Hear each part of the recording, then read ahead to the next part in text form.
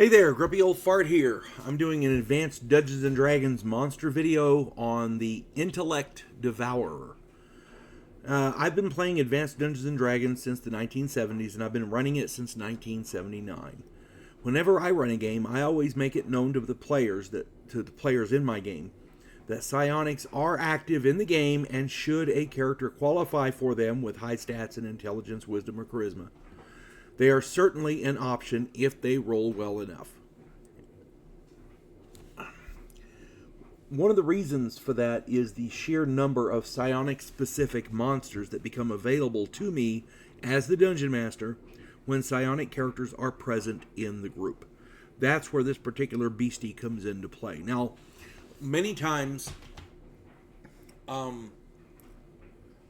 players, when they find out about psionics, they'll say, oh yeah, I want to try for that, I want to try for that. You know, anything to make your character more powerful. And that's cool. I got no problem with that.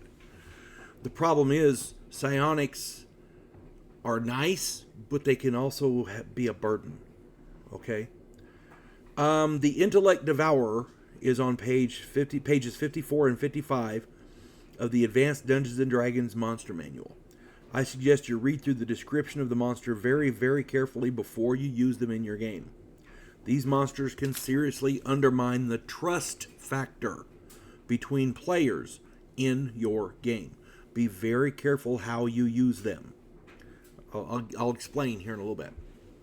Intellect Devourers are psionic predators. They primarily target psionic characters, but are quite capable of dispatching mid-level characters without psionics as well. The modus operandi of the monster is to locate and stalk a psionically endowed character, isolate him or her, and attack with both psionic and physical means.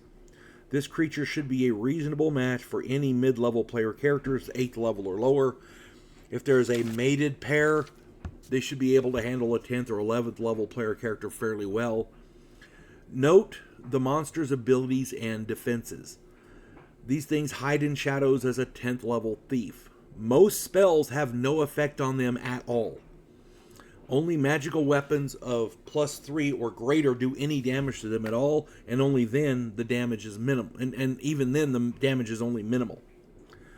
There's a very select number of spells and specific spells that will affect them, so read up on that.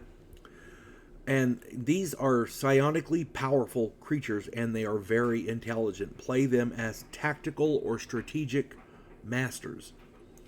They know how to hunt. They know how to isolate prey. They know how to stalk.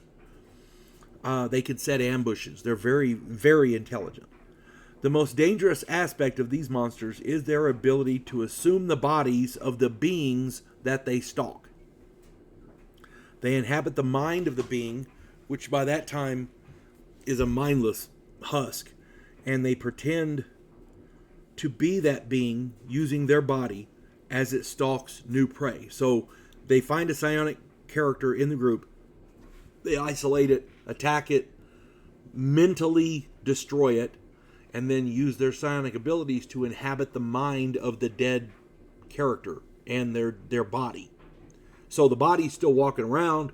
They can act like that character if they've observed it for a while, which they usually do. They can they will sound like it. If somebody tries to detect magic on it, it won't read as magic because this is all psionic. It can be very dangerous. Somebody says, well, maybe he's under a spell. Or they hit him with a detect magic. Oh no, there's no magic. Oh crap, this is him. You know, he's screwing us over. You know, that kind of thing.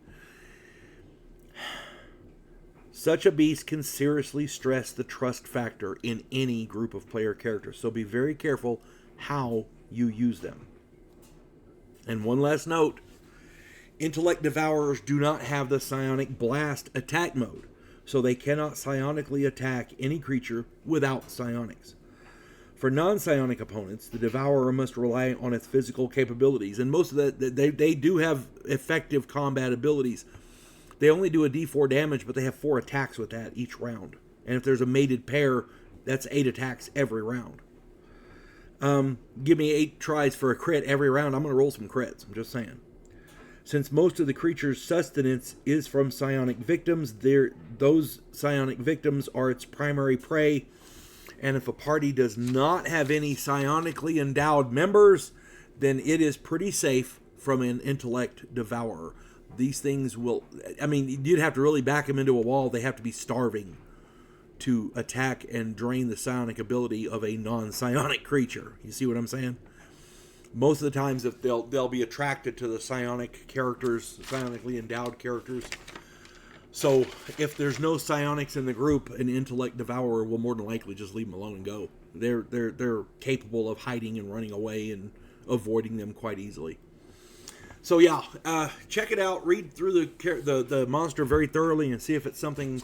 If you have a character in your game that's using psionics and being nasty with them to the other players, maybe something like this might be something you could use. I don't know. I'm not saying target that one, but you know.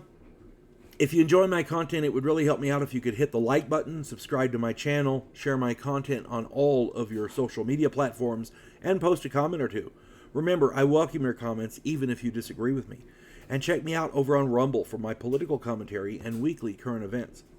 If you enjoy a good book, check out my author page on Amazon.com. My pen name is H.L. Anderson. You can find all of my books there, including, this is the first 3. There's a 4th one. This is the science fiction fantasy western series, Drifters. There's 4 of them. The 4th one is called my